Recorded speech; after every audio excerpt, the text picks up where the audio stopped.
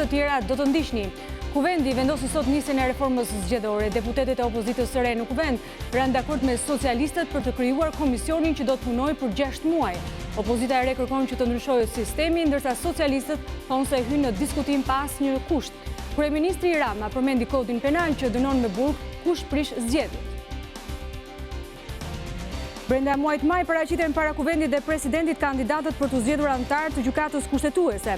Institucioni i lartë është jo funksional për shkak se vetingu rrëzoi pjesën ndërmuese të anëtarëve të saj. Në Elbasan është zhvilluar sot një protestë e cila kërkon drejtësi për vdekjen e një nëne të re, e cila sapo kishte lindur vajzën e saj. Me pankartë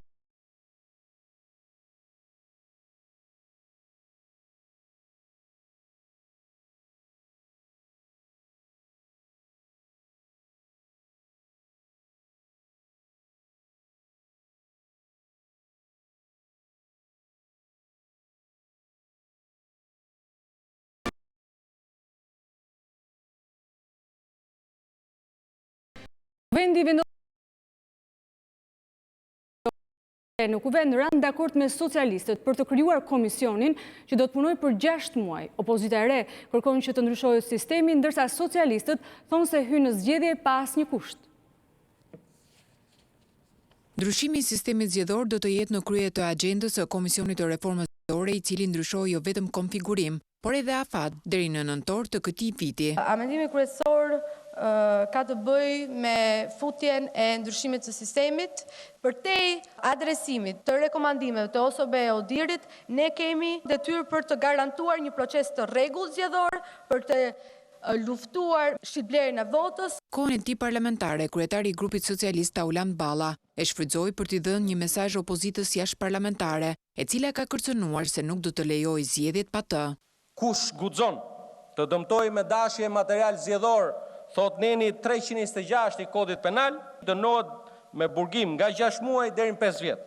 Ndërkohë që kur kanë sill pasoja të rënda në mbarvajtjen e zgjedhjeve, dënohet me burg nga 3 deri në 8 vite burg. Nuk ka më budallëk që të gjojnë Lulin dhe Monikën e që të guxojnë të ngrenë dorë kundër procesit zgjedhor. Krahas bojkotit të procesit opozitar, 34 parti janë gati të marrin pjesë në zgjedhje, mes tyre edhe partia e Astrid Patozit, të cilën Balla e shfrytëzoi për të bërë një diversion. Astrid Patozi ka qenë kryetar i grupit Partisë Demokratike 8 vite në pushtet. Ku dim ne se është loja Sali Berishës kjo e Astridit. Pjesë e bindjes demokratike është edhe deputeti më i ri Andi Përmeti, i cili u betua bashkë me 5 kolegët e tij nga lista e PD-s dhe LSI-s.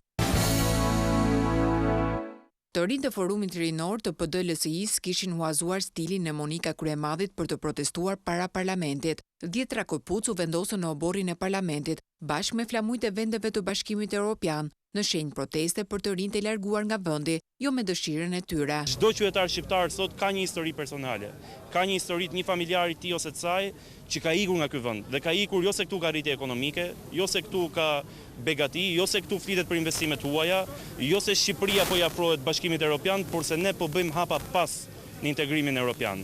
Për shkak të një keqeverisje. Pak minuta më parë në kuvend foli dhe kryeministri Edi Rama, i cili foli gjatë për marrëdhëniet me opozitën në kuvend dhe atë jashtë kuvendit. Rama i kujtoi drejtuesve të PD-s dhe LSI-s kodin penal që dënon me burg ata që pengojnë mbajtjen e zgjedhjeve. Opozita e rrugës ka vendosur të dalë edhe nga rruga e zgjedhjeve, pasi doli nga rruga e jetës parlamentare, duke zgjedhur dy forma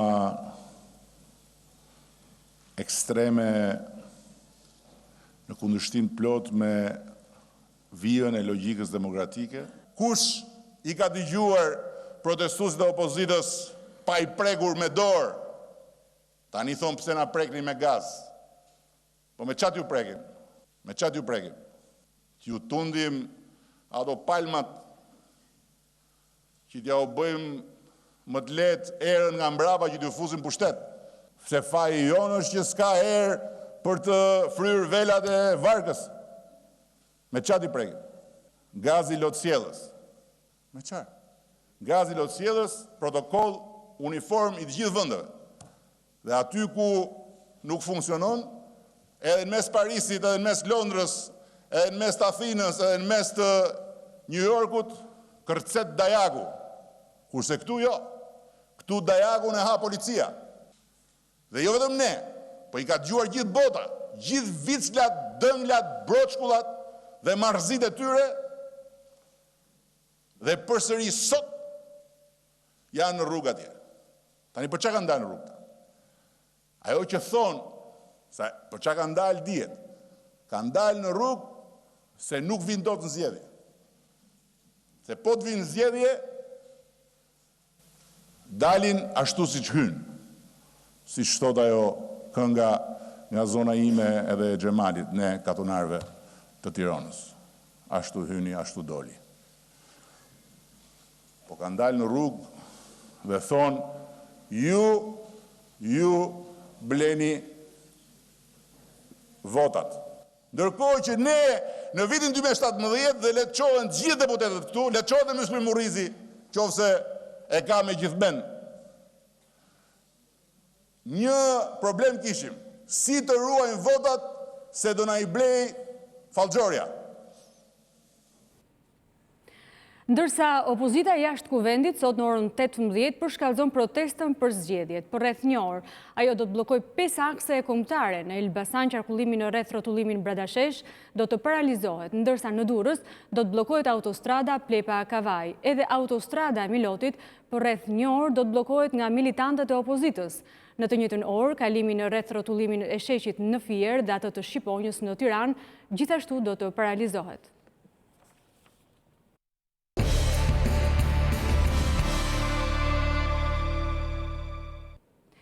Brenda muajit maj paraqiten para kuvendit dhe presidentit kandidatët për të zgjedhur antar të gjykatës kushtetuese. Institucioni i lartë është jo funksional për shkak se vetimi urrëzoi pjesën dërmuese të antarëve të saj. Kreu i Këshillit të Emërimeve në Drejtësi Ardian Dvorani shfrytëzoi tryezën për institucionet e reja të reformës në drejtësi, duke ju bërë apel 60 institucioneve publike dhe subjekteve private që të dorëzojnë sa më shpejt pranë KED-s informacionet për 42 kandidatët që garojnë drejt gjykatës kushtetuese. Dvorani theksoi se KED ka nisur verifikimin e kandidatëve mbi pasuritë, integritetin moral dhe profesional, pavarësisht kontrolleve që po kryejnë institucionet ligjzbatuese. Krahas kontrolleve ndaj garuesve për në gjykatën kushtetuese, që ka mbetur prej muajsh me vetëm një antar, nën të njëjtat verifikime janë vendosur edhe 10 kandidatët për Inspektoriatin e Lartë të Drejtësisë, institucionit që ende nuk ekziston. Nëse ato do të përgjigjen kërkesave të Këshillit për të dhëna dhe informacion lidhur me kandidatët, edhe Këshilli do të ketë mundësinë që në javë të ardhshme, pse jo edhe brenda muajit maj, të dërgojë para organeve të mbërtesës, pra para kuvendit dhe presidentit listën e kandidatëve. KED duhet të rendisë 18 emra për në gjykatën kushtetuese dhe 5 të tjerë për Inspektoriatin e Lartë të Drejtësisë, të cilët më pas duhet të votohen, çka do të sillte kthimin e normalitetit. Por kreu i Komitetit Shqiptar të Helsinkit thotë se ngërçi për mbushjen e këtyre institucioneve erdhi nga 2 standardizimi, përderisa ndaj 2 KED-ve të mëparshme u kërkua vendosja antarëve nën vetting. Në qoftë se KED do të ishte dhënë legitimitet i plot që në vitin 2017 mbi bazën e të njëjtit interpretim, sikurse u ndoq për KED-n 2019, kjo do të kishte bërë të mundur plotësimin e disa prej vendeve vakante në gjykatën kushtetuese. Megjithatë, Dvorani insiston se KED-ja e tretë do të japë sa më shpejt parlamentit listën e më të mirëve për në gjykatën kushtetuese dhe ILD. Kjo shpejtësi do të varet në mënyrë vendimtare nga angazhimi, përgjegjësia dhe shpejtësia e reagimit të institucioneve publike të ngarkuara me detyra kontrolli, si dhe nga subjektet private, veçanërisht ato sistemit bankar, shërbime financiare etj. etj.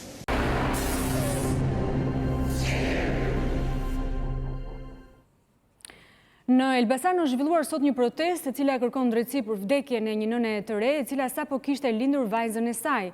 Me pankartat në duar, ku shkruaj se Regjina nesër mund të jesh ti, familjarët të së ndjerës, por dhe qytetarët e Elbasanit kanë demonstruar, ndërkohë që nënet tim janë 2 mjekët.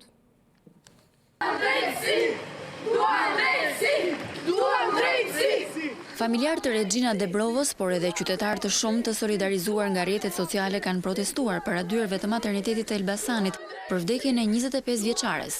Me pankarta në duar ata kanë kërkuar drejtësi dhe vënien para përgjegjësisë së mjekëve, të cilët sipas tyre nuk ndërhyjnë në kohë për ta shpëtuar. 1 minutë heshtje dhe qindra qirinj u vendosën në derën e spitalit. Pse e mashtron? Pse nxjerr lajme të rrema që neve na plagos më keq, na fut një plumë më të thella komba.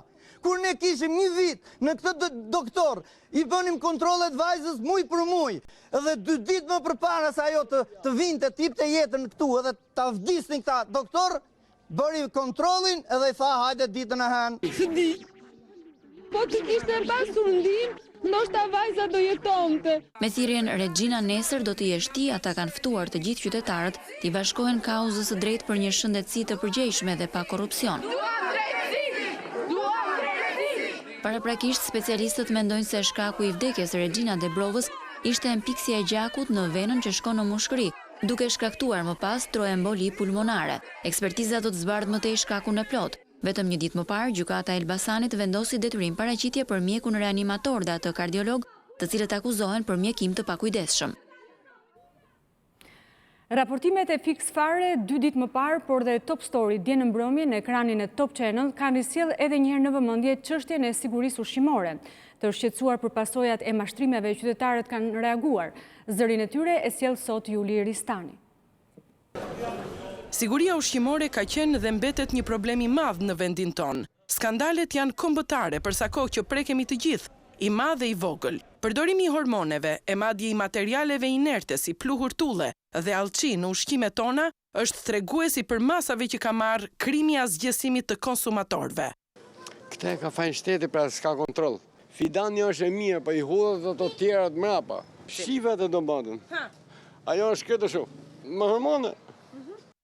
Guër. 2 javë, ma e shumë 3 javë, po këshurri. I hudhe i pra se do me bot bukur të mirë me mu rrit për i javë. Ku se mos hash, qumshi për faqet zes. T'lyni mora 2 pakot lynë, për këtë zët i kom hutej.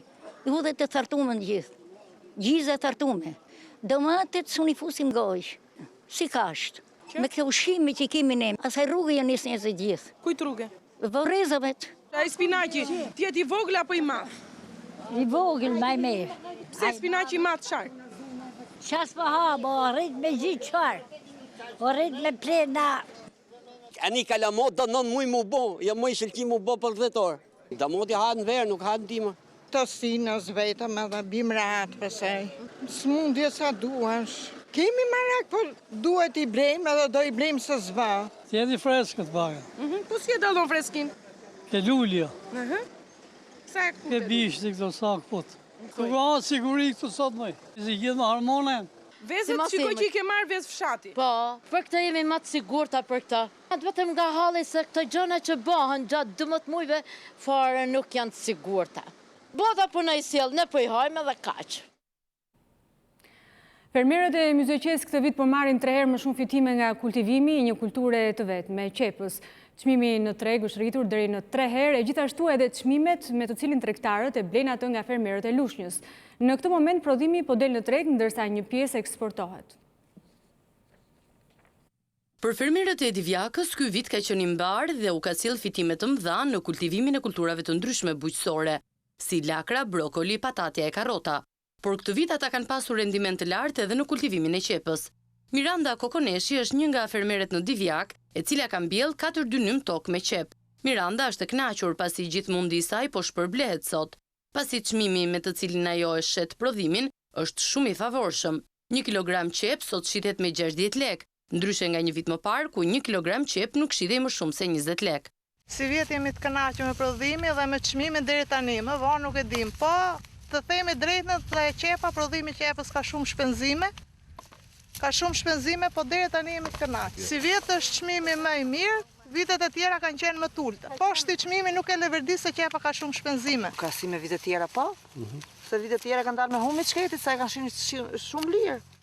Si vjet, bere qavës dhe këto, bere qavës dhe ne. Zona e Divjakës është një nga zonat më prodhimtare në vend. Kjo ka bërë që këta fermerë të dalin herët në treg e përpasoj të shesin prodhimet e tyre me çmime të favorshme.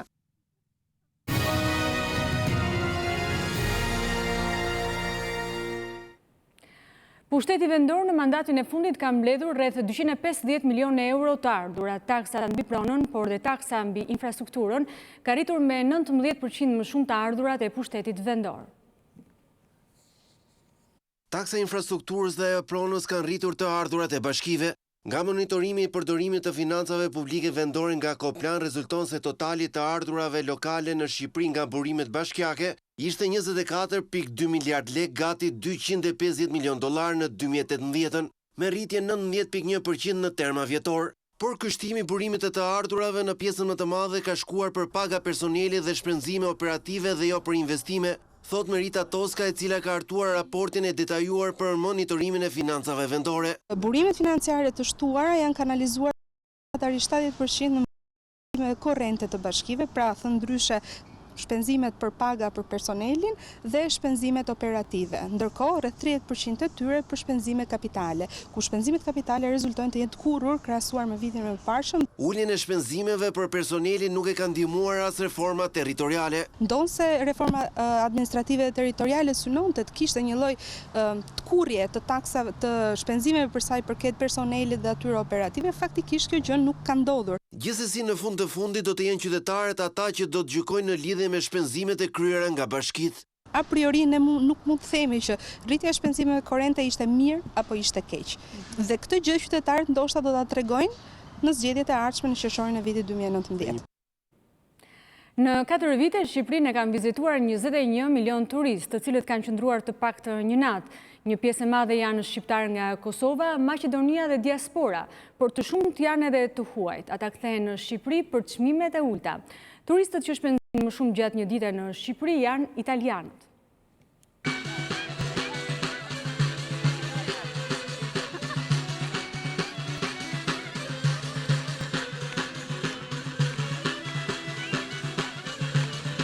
Shtetasit e huaj që vizitojnë Shqipërinë, referuar të dhënave nga Instituti i Statistikave për vitin 2018, qëndrojnë mesatarisht 4 net, kryesisht në hotele dhe udhtojnë me makinat e tyre private. Shpenzimet ditore të turistëve shkojnë deri në 52 euro mesatarisht, ndërkohë që turistët besnik mbeten kosovarët, por edhe hyrjet e shtetasve të huaj nga rajoni i Europës janë rritur për vitin 2018. 15,8% më shumë turistë se në 2017 ka patur vitin e kaluar, si dhe shpenzimet e shtetasve të huaj janë rritur me 12,5%. Kosovarët, maqedonasit dhe malazezët harxojnë nga 40 euro deri në 60 euro në ditë, ndërsa italianët janë ata që tregojnë të pakursyer në shpenzime, 81 euro dita. Për shkak të çmimeve të lira në Shqipëri, turistët rikthehen për të pushuar në vendin tonë.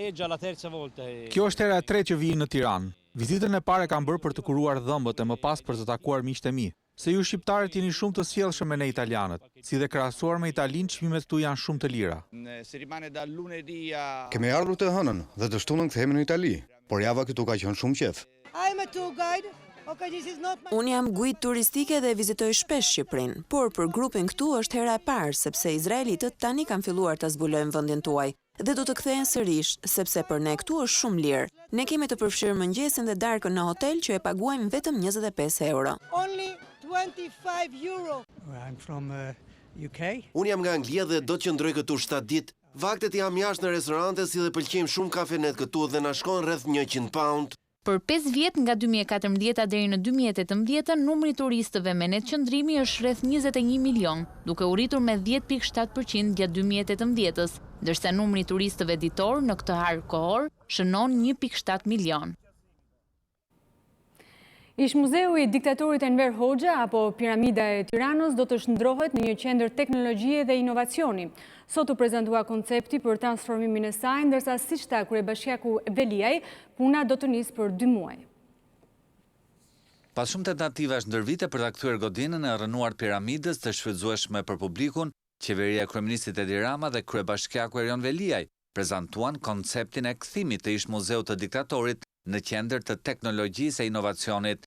E shkuara, tha kryeministri, do të vendoset në funksion të së ardhmes dhe kjo do të jetë piramida e botës së re digjitale. Më vjen shumë mirë që më në fund ja kemi që të zgjidhim një dilemë që na ka munduar prej tani më 30 vjetësh me këtë godinë. Është spektakolare për faktin se ti simboli të diktaturës dhe të pushtetit të një njeriu mbi të tjerët i jep fuqinë e simbolit të pushtetit të çdo njeriu në një kohë të re. Ne do t'japim mundësi më të rinjve që të lidhen në mënyrë të drejtë për drejtë dhe të strukturuar me botën e teknologjisë së re. Kryebashkiaku Tiranës Erion Veliaj shpjegoi projektin dhe kohën kur do të nisin punimet. Ne në 2 muajt e ardhshëm do të finalizojmë detajet dhe skicat finale, do të fillojmë në qershor fillimisht me pastrimin edhe le themi heqjen e gjithë objekteve të tërpërta, ndarjeve, barrierave, mureve, xhamave, skeleteve metalik që sot janë pengesë. Unë besoj që kemi të gjithë përbërësit për një tjetër histori suksesi. Mbaj mend kur pazarin e ri e bëm 7 muaj, vërtet morëm 1 vit ta konceptonin, po mbaroi për 7 muaj. Sheshi mori 10 vjet konceptoi, po mbaroi për më pak se 1 vit. Denoncimi i disa televizioneve kablore që vjedhin programe televizive edhe të digital ka çuar në sekuestrimin e pajisjeve dhe gjobitjen e disa prej operatorëve pirat.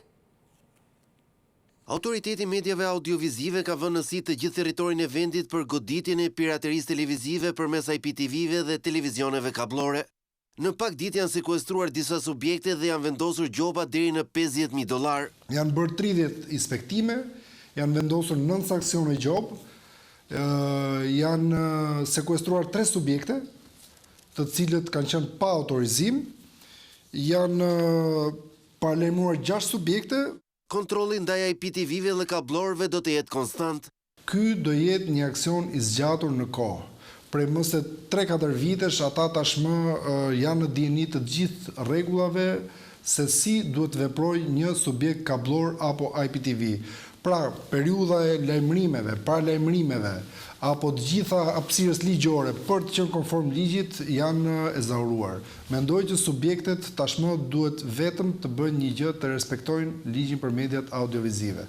Përveç dëmit që u shkaktohet subjekteve të licencuara, pirateria televizive dëmton edhe qytetarët e thjeshtë, të cilët jo vetëm nuk marrin shërbimin, por humbin edhe paratë e abonimit që kanë bërë pasi IPTV-t dhe kablorët që piratojnë nuk ofrojnë siguri dhe garanci.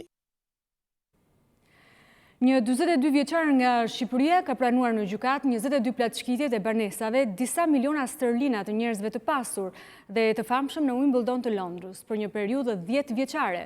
Babai i 2 fëmijëve, Astrid Kapaj, banonte në Manchester, ndërkohë që udhëtonte rreth 200 milje në jug të drejt Londrës për të kryer platëshkitjet, mes të cilave edhe shtëpitë e ish legjendës së tenisit Boris Becker dhe ish futbollistit të Arsenalit dhe kombëtares francezit Anelka. Nga Londra njofton Arben Manaj. Astrid Kapaj, 42 vjeçar, sipas shtypit me origjinë nga gjormi i Vlorës, mendohet se është një nga platëshkitësit më inteligjent dhe më prolifik, jo vetëm në Britani por dhe në Europë, për nga vlera e sendeve të vjedhura në shtëpitë e të pasurve dhe të famshme në Wimbledon të Londrës. Skifteri shqiptar i Wimbledonit ka pranuar në gjykat se është fajtor për 21 platëshkitje që nga viti 2008, me një vlerë të bizhuterive, parave dhe sendeve të tjera që policia thotë se kap vlerën e 10 milion sterlinave. Babai i 2 fëmijëve, Kapa, jetonte dhe kishte një biznes fish and chips në Manchester dhe udhëtonte mbi 200 milje drejt Londrës për të kryer gjatë natës platëshkitjet në Wimbledon. Fillimisht ai kishte punuar si elektricist dhe mund të çaktivizonte kamerat e sigurisë si dhe sistemet e alarmëve në përbanesa. I arrestuar në shkurt të këtij viti, policisë britanike ju deshën 10 vjet punë për ta kapur pasi ai ishte mjaft inteligjent. Modus operandi e Astrid Kapajt ishte mjaft efektiv pasi në vjedhjet e kryera nuk linte rëmuj nga pas, ndërkohë që ngjitej nga tubat e kullimit në përbanesa dhe maskohej. Kapaj rezulton se ka vjedhur dhe shtëpitë e ish legjendës së tenisit Boris Becker dhe ish futbollistit të Arsenalit dhe kombëtares franceze Nicolas Anelka, i cili në një rast e ndoqi nga pas me vrap por nuk arriti ta kapte dot. Mbetet mister se si ky plaçkitës, njeri familjar arriti t'i shmangej policisë, e cila në disa raste vendosi dhe policë të fshehur që jetonin në banesat e viktimave apo ku i çonte sendet e vjedhura, të cilat nuk rezultojnë se janë shitur në tregun e zi. Arben Manaj, Top Channel, Londër.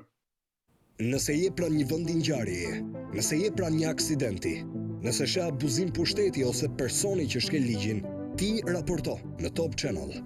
Mund të dërgoni imazhe me pamje filmike në Viber dhe WhatsApp në numrin e newsroomit ton 069 31 31 311. Ti raporton. Lajmi tani je ti. Bashkët ortodokse janë afër dhe ato festojnë me madhështi në të gjithë Shqipërinë, në shtëpitë e besimtarëve edhe në kishat e tyre. Në Korçë, besimtarët sot po përgatisin vezët e Pashkëve. Veza përfaqëson gjalljen, se gjithmonë nga veza lind dhe njeriu dhe çdo gjë, dhe buqe përfaqëson gjakun e Zotit. Për besimtarët ortodoks, një nga traditat më të vjetra të Pashkës është lërja e vezëve në ngjyrë të kuqe. Kjo traditë në Korçë ruhet me fanatizëm. Zonjat korçare nisin ditën e së enjte së madhe herët, duke përgatitur vezët e kuqe të Pashkës. Një prej simbolikave identifikuese të kësaj feste, Valentina Sterianaj, tregon se tradita i mbijetoi edhe kohës së komunizmit dhe u krye në fshehtësi nga gratë e Korçës. Për ne ortodoksët që kemi qenë dhe fetarë tamam, ka qenë shumë e dhimbshme. Ikonat që mbanim shtëpi fshem nëpër qelaret dhe kur ardhi përsëri koha i nxorën dhe i kemi dhe sot. Natën e Pashkës ndisnim qiri, kishte gra këtu që na ju bleni fshehurazi. Mbyllni penxheret, me 11 theshte greku, se s'kishim ku ta dëgjonim, vinim në radion e greku, dhe kur theshte Kristos Anesti greku, ne përpiqnim vezën, disnim qirin. Për vezën e Pashkës nuk mungojnë as gëjdhënat. Ishte një fshatar, një burr, dhe kishte një shport me vezë, edhe po shkonte në rrugë. Gjatë rrugës takon një grumull njerëz që po festonin Pashkën, që ditë e Pashkës. Edhe po bizetonin, siç bizetojnë për Pashkën. Edhe ky vetë afroi dhe i thot, çfarë bizetoni? Ja kështu, tha, unë nuk u besoj, tha. Në qoftë se këto vezë që kam unë shport o vend kuqe, tha, tena jo të besoj. Edhe me njerë vezë të skuqin. Kështu që Zoti bën atë që nuk e bën dot njeriu. Të pamundurën e bën të mundur. Veza e kuqe mendohet se është shenjë mbarësie dhe ka fuqi mbrojtëse, ndaj një e tillë ruhet në shtëpi deri vitin tjetër, për të zëvendësuar me vezën që do të lyhet në të kuqe në respektim të traditës.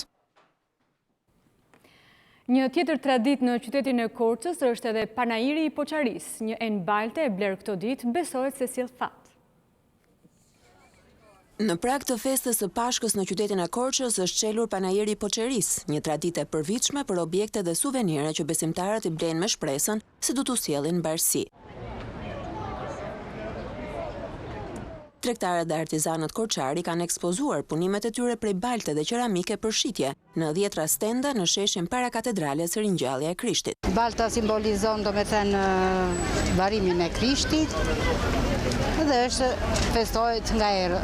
Jam turiste këtu, nuk jam nga Korça dhe më pëlqen shumë dhe që kam qulluar sot në këtë ditë me këto tradita kaq të bukura korçare. Me baltën mundet më përpara punoheshin, piqeshin bukët, piqeshin kulatëshit, të gjitha këta.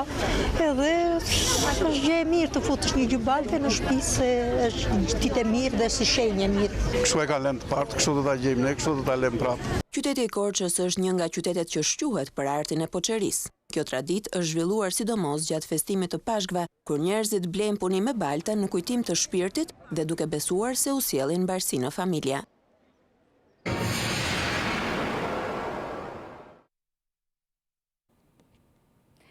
Ish-zëvendës presidenti Joe Biden shpalli kandidaturën e tij për postin e presidentit të ardhshëm të Shteteve të Bashkuara. Ish-zëvendës presidenti amerikan Joe Biden ka shpallur kandidaturën e tij për presidencialet e radhës në Shtetet e Bashkuara të Amerikës, duke i dhënë fund muajve spekulime. Në një video, Biden paralajmëroi se vlerat themelore të vendit, demokracisë dhe gjithçkaje që e ka bërë Amerikën Amerikë janë lojë. 76 vjeçari hyn kështu në një garë të gjerë për nominimin demokrat. Ai është përballë 19 pretendentëve të tjerë, mes të cilëve senatorja Elizabeth Warren, Kamala Harris dhe Bernie Sanders. Në njoftimin e tij, Biden përmendi reagimin e shumë kritikuar të Trump ndaj protestave nacionaliste vdekjeprurëse të Charlottesville-it në 2017, duke thënë se SBA ishte në një betejë për shpirtin e këtij kombi. Unë besoj se historia do të kthejë syt nga 4 vitet e këtij presidenti dhe gjithçka që ai përfaqëson duhet parë. Unë besoj se historia do të kthejë syt nga 4 vitet e këtij presidenti dhe gjithçka që ai përfaqëson duke i parë si një moment të zymt. Por nëse i japim Donald Trumpit 8 vite në shtëpinë e bardhë, ai do të ndryshojë një herë përgjithmonë karakterin e këtij kombi dhe unë nuk mund të qëndroj pa bërë asgjë ndërsa kjo ndodh. Biden është kandidati demokrat me më shumë eksperiencë në garë. Një senator prej 6 mandatesh, ai ka shërbyer si zëvendës i Barack Obamos në 2 mandate dhe ka garuar për president edhe 2 herë të tjerë, në 1988 dhe në 2008, por pa sukses. Ai pritej të kandidonte edhe në vitin 2016, por vendosi të distancohej pas vdekjes së të birit 46 vjeçar për shkak të një tumori në tru. Në takimin mes liderit të Koreas së Veriut dhe presidentit të Putin, Kim Jong-un e cilësoi si një shkëmbim të frytshëm opinionesh. Presidenti Rus Vladimir Putin dhe lideri i Koreas së Veriut Kim Jong-un u takuan ballë për ballë për të parën herë të njëjtën duke u angazhuar për lidhje më të ngushta mes tyre, ndërkohë që tentojnë të balancojnë ndikimin amerikan. Takimi në qytetin e largët lindor të Rusisë, Vladivostok, erdhi ndërsa Kim Jong-un është angazhuar në një përplasje me Washingtonin, ndërkohë që Putin është i gatshëm të shtyjë Moskon përpara si një lojtar të rëndësishëm në një tjetër pikë të nxehtë globale. Të dy liderët shtrënguan duart dhe buzëqeshën përpara se të nisnin bisedimet kok më kok, që zgjatën për rreth 2 orë, më gjatë nga sa ishte parashikuar. Për më shumë se një orë ne patëm një shkëmbim shumë të frytshëm opinionesh mbi çështjet e interesit të përbashkët. Putin tha ndërkohë se bisedimet kishin qenë të detajuara, por asnjë prej liderëve nuk tregoi më shumë rreth tyre. Takimi ishte i pari për Kim Jong-un me një lider tjetër shteti, që prej kthimit nga Hanoi, pas takimit me presidentin amerikan Donald Trump, që u ndërprej pas një marrëveshje në lidhje me arsenalin bërthamor të Koreas së Veriut. Disa vende europiane dhe zyrtarët e lartë nga Kina po diskutojnë për rrugën e Mëndafshit në një forum të përbashkët në Pekin. Kina do të prezantojë nismën e saj një brez një rrugë. Në një takim, zyrtarët vendas po punojnë shumë për të mbrojtur projektin nga kritikat ndërkombëtare në rritje. Forumi traditor që nis sot ka si qëllim të promovojë atë që është quajtur projekti i shekullit nga lideri kinez Xi Jinping, një iniciativë të politikës së jashtme të lançuar në 2013 për të kthyer në jetë trajektoret e lashta tregtare mes Azisë dhe Evropës, si edhe për të ndërtuar lidhje të reja në lindjen e mesme Afrikë dhe Amerikën e Jugut. Por ndryshe nga samiti i parë 3 vite më herët, nisma një brez një rrugë vjen tani në një ambient më pak të ngrohtë. Kritikët thonë se iniciativa është një përpjekje për të çementuar ndikimin kinez në botë, duke nënshtruar financiarisht vendet kundrejt Pekinit përmes metodës së diplomacisë së borxheve. Në event marrin pjesë 37 lider, mes të cilëve ai rus Vladimir Putin, kryeministri italian Giuseppe Conte, kancelari britanik Philip Hammond, kryeministri pakistanez Imran Khan e të tjerë. SBA raportohet të ketë dërguar delegat të një niveli të ulët, ndërsa India nuk merr pjesë. Ndër vendet që kanë bojkotuar këtë vit janë edhe Turqia, që e kritikon Kinën për trajtimin e ujgurëve, Polonia, Spanja, Fiji, Sri Lanka dhe Argentina, që kanë cituar po ashtu çështje gjeopolitike. Para forumit Kina shënoi disa arritje kyçe për projektin. Italia u bë vendi i parë i G7-s që u bashkuan nismës pasi firmosi në mars, pavarësisht kritikave të SBA-s. Këtë muaj Malajzia pranoi një projekt hekurudhor 10.7 miliard dollarësh që më herët e kishte anulluar. Deri më tani, Kina ka nënshkruar më shumë se 170 marrëveshje me 125 vende. Mes viteve 2013-2018, këto marrëveshje kapën shumën e 90 miliard dollar investimeve kineze.